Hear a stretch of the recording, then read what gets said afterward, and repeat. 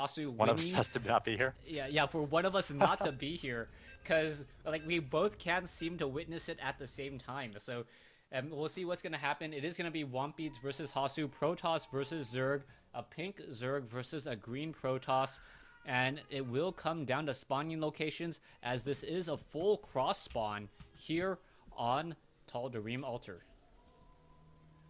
Yeah, so Womp beats interesting. I guess it wasn't his map choice.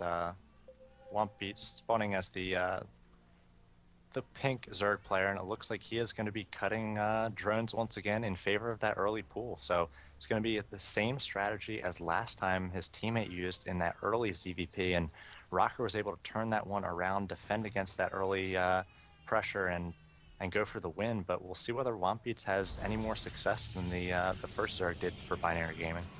All right, so Hasu now setting up an early pylon. He is going to be doing that scout.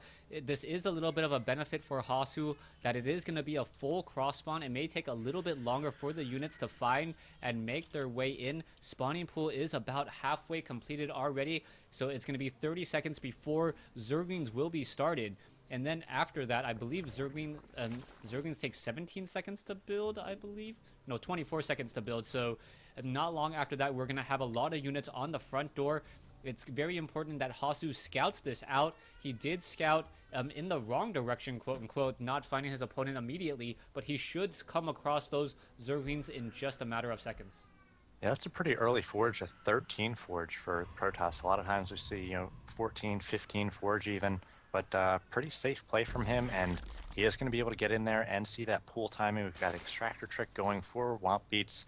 He's got the first 6 lings on the way, and Hasu going to see that perhaps with his first probe, does see those lings on the way. Has to get a pylon in his mineral line. He's going to do just that. I actually like that pylon position better than what Rocker had in that first game. So the lings initially going to go to the wrong base, and they should be following that probe. Hasu sort of giving away the fact he's in that northeast corner, running back with his probe. So I think immediately Wompeat's going to make that correction and going to try to get to the front door, and already a pylon going up in the mineral line for Hasu. So going to be a great defense here, and Wompeats is going to get the initial pylon and the forge and going to sort of reset things. But as long as yeah, huge economic advantage, 18-9 at this point. Hasu just has to play this one into a regular game.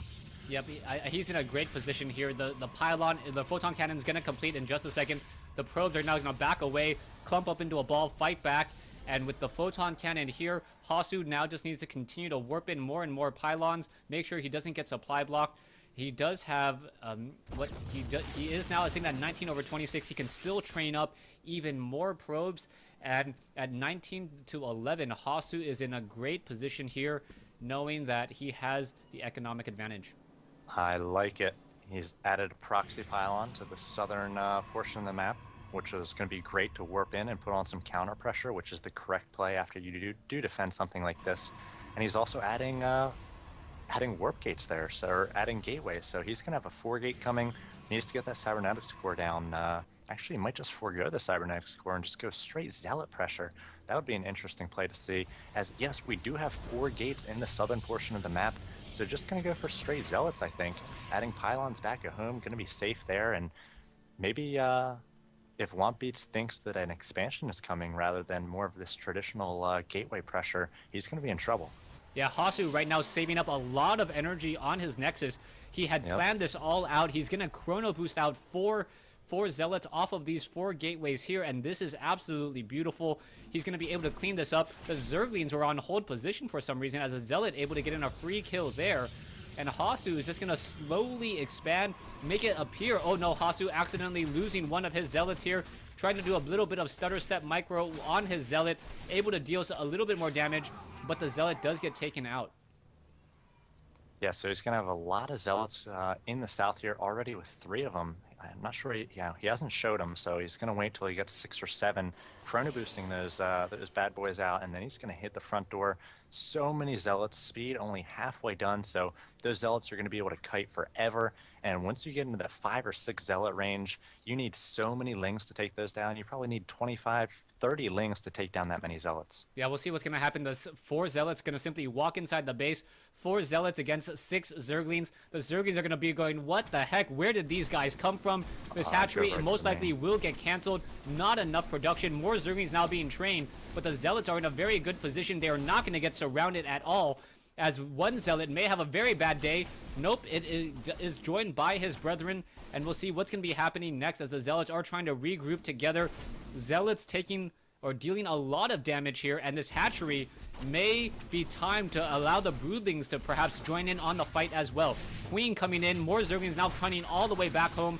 Zealots doing a great job, but is it going to be enough? The Queen adding a lot of DPS, and more Lings still being added here.